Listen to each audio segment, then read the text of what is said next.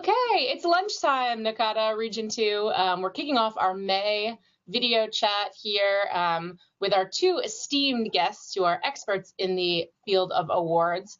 It's my pleasure to introduce Kathy Sadowski, who's our most recent past awards chair for Region 2, and Tanya Alvarez, who's our incoming Region 2 awards chair, who took over for Kathy in March. And they're going to talk about basically the process for awards, what the best submissions look like, some things to keep in mind, who's eligible, basically everything you need to know.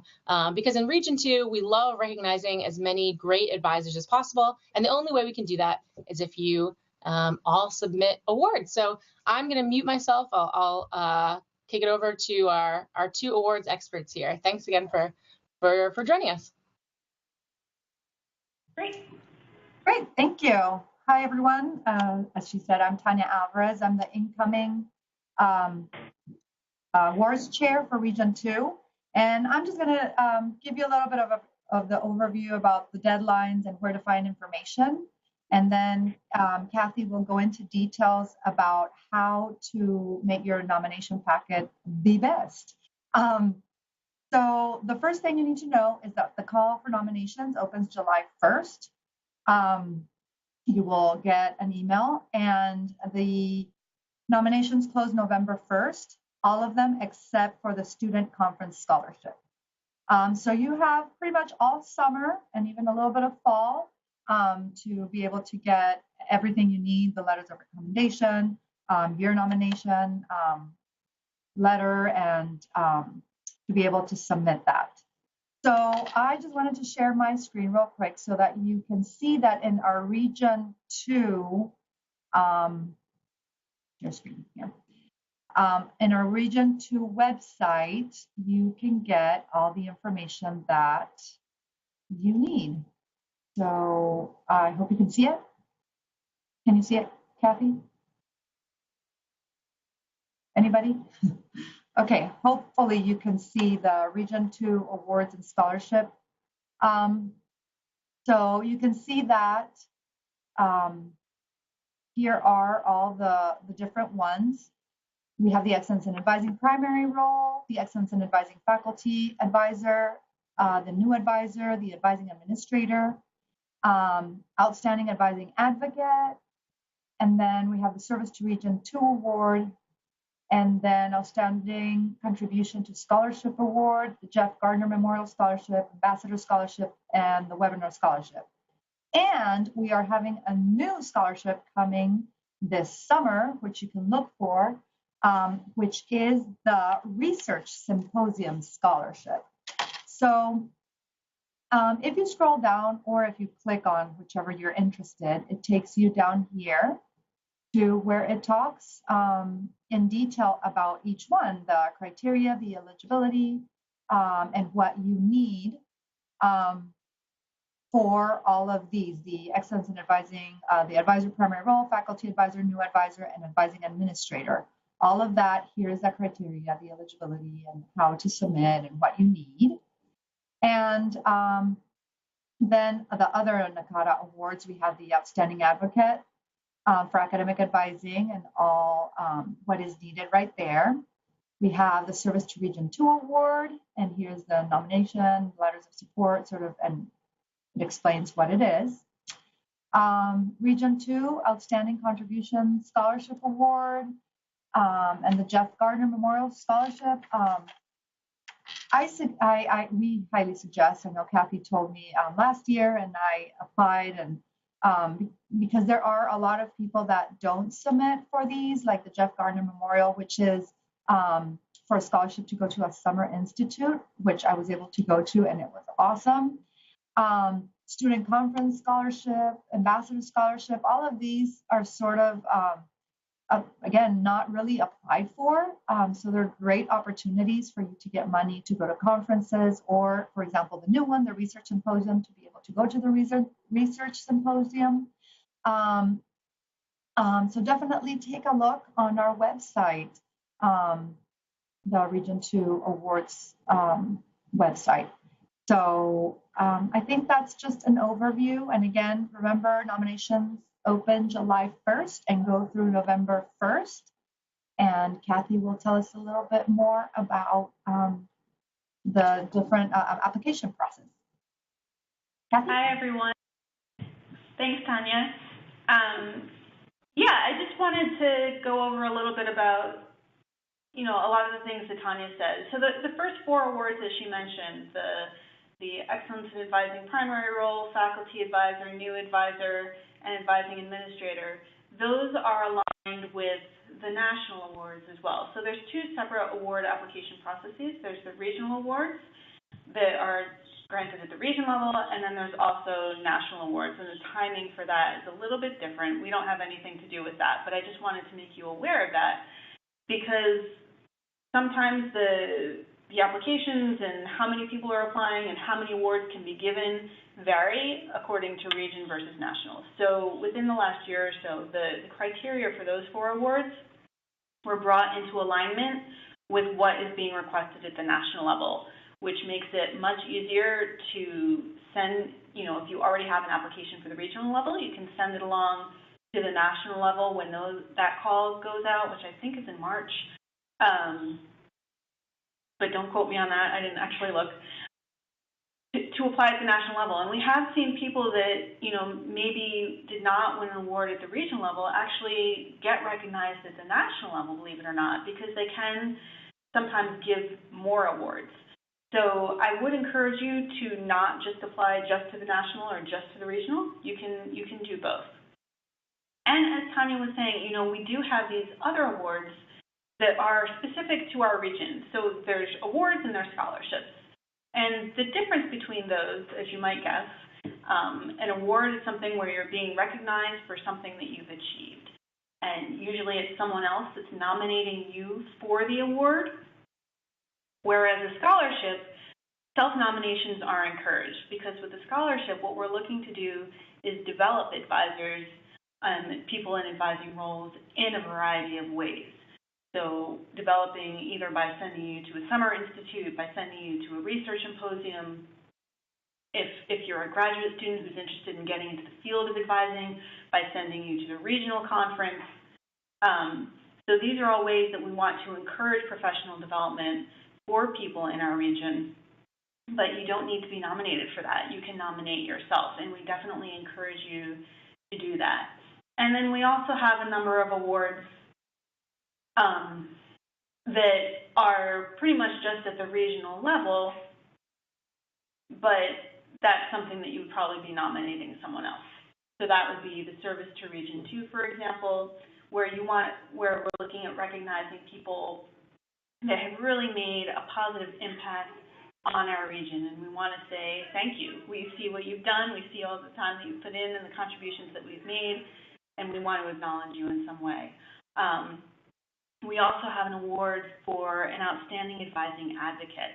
So that might be for someone who works at your institution, not necessarily in an advising role, but someone who has shown support for advising or advisors on your campus, who recognizes the critical role that they play and helps to make their job go more smoothly, or give them extra funding, or one person who won the award gave them lunch one time. Not that you get an award for giving advisors lunch, but just to kind of give you that idea of if there's people in higher up, not even necessarily higher up, but people across your campus that are saying, hey, look, what you're doing is important, we want to support you in that. That's kind of the purpose of that award, to acknowledge those people who are doing that and who are helping us. So in terms of the application process, as Tanya said, the applications open July 1st. I'm just going to share my screen here too, so you don't have to keep staring at my face.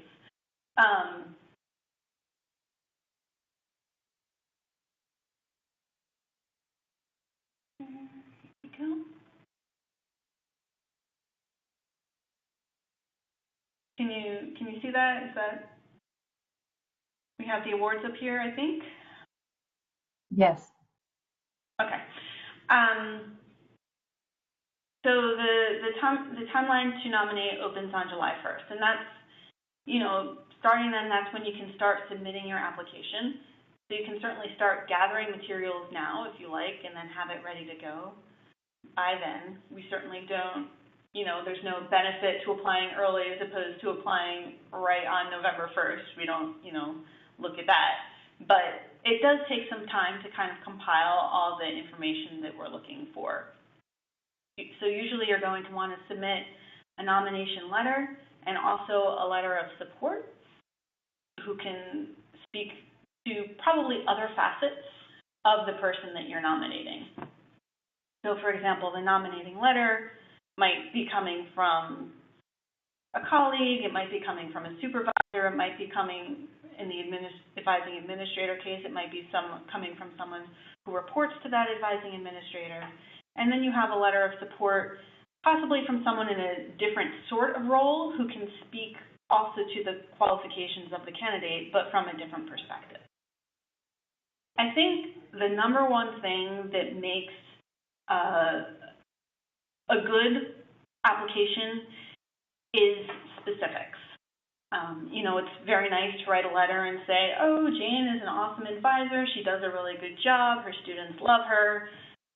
Okay, great. But how do we see that? What's the evidence for that? So including quotes from students, quotes from colleagues, including specific examples of what the nominee has done is going to help the application immensely. And, every committee that reviews it every year is different. The competition every year is different. So I wouldn't say that there's specific things that we're looking for other than specifics.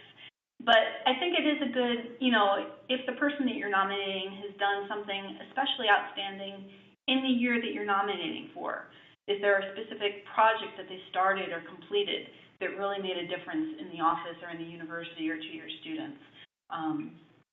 Some kind of accomplishment that they achieved that made things work better. That would certainly be helpful in the letter to include that. Or maybe this is a person who's been in their role for a long time and just hasn't really been acknowledged yet, and they have a whole body of work that you want to talk about. So maybe it wasn't a specific accomplishment in that year, but just a complete body of work that you want to acknowledge. That's fine too. You do want to stick with the length requirements that are asked for in the applications. So generally the letters should not exceed 3 pages single-spaced for the nominating letters and 2 pages single-spaced for the supporting letters. Just because, we all are busy people and there are a lot of nominations, and reading these letters and making these determinations takes a lot of time. So that should be enough space, certainly, to give the information that you want to be giving. Also, when you're submitting the application, you want to be sure that the letters that you're submitting are addressed to NACADA Region 2. If you're applying to the regional awards or to the national level, address to that. If your institution has an institutional awards process and you're forwarding the applications that went through that institutional award process, that's fine, but I would just suggest that you change the letters in such a way so that it looks like this is a fresh application, so that you're saying, here, look, here's this person that went through our institutional process. They had such a great application that they won our Institutional Outstanding Advising Award. Now we're sending this application on for this award. We would certainly look more favorably on that than just a letter from 6 months ago that was submitted to X University Advising Award Program.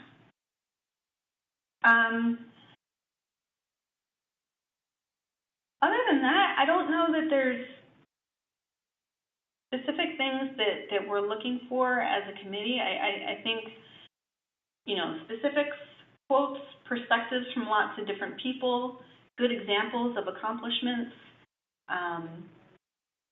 and then, making sure that the application is complete. We do ask for a number of things for some of these awards.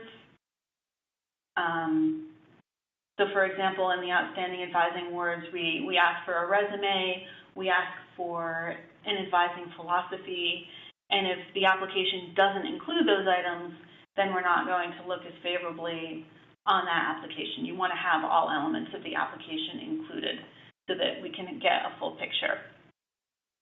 The advising philosophy, there's, again, I would say when you're writing an advising philosophy, you want to write it from the perspective of what is your philosophy advising, obviously, and not so much as a cover letter for yourself for this award. So you're not talking about what makes you a great advisor.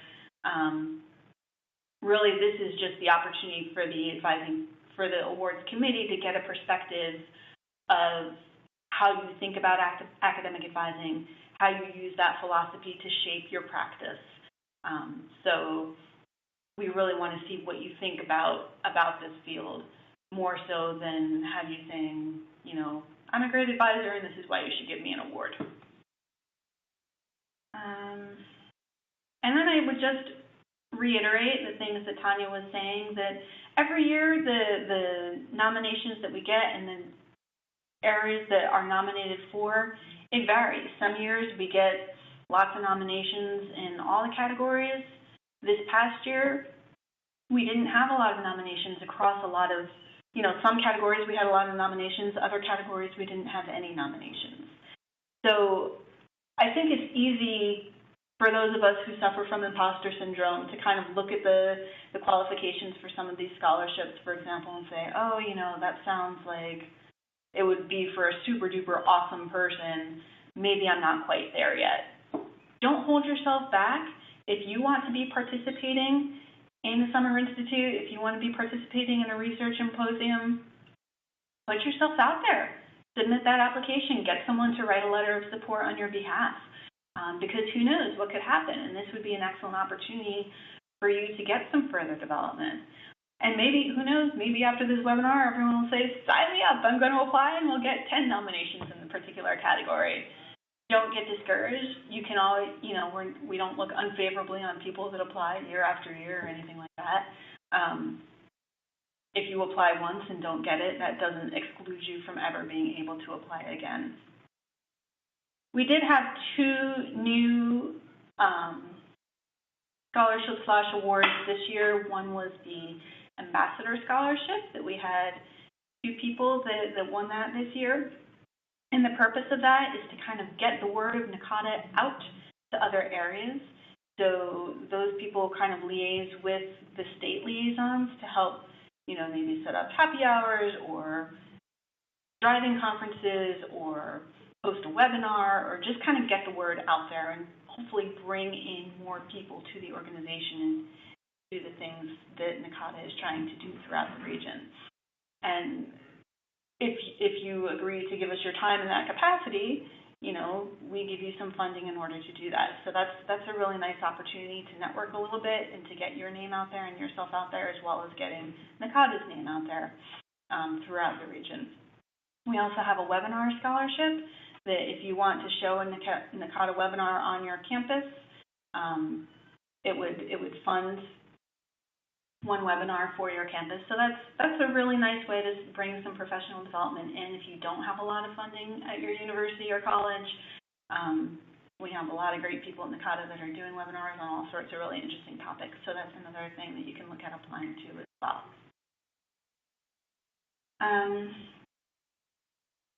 I don't know if, Tanya, if you have anything to add, if there's anyone out there with questions. Certainly happy to take any if you have questions about specific items.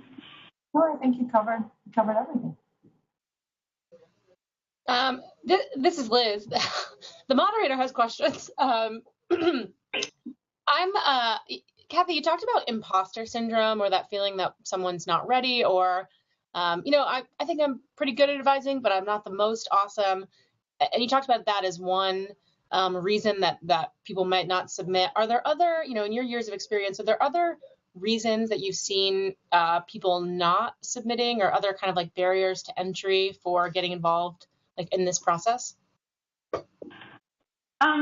It's hard for me to see barriers for not submitting because I only see what's been submitted. But my guess would be time constraints for one thing, because it is kind of a lengthy process to put together the nomination package. For things it's lengthier than for others. So I think kind of carving out the time to do that would be one barrier potentially. And then for the award specifically, ideally you're going to have someone nominating you for that award.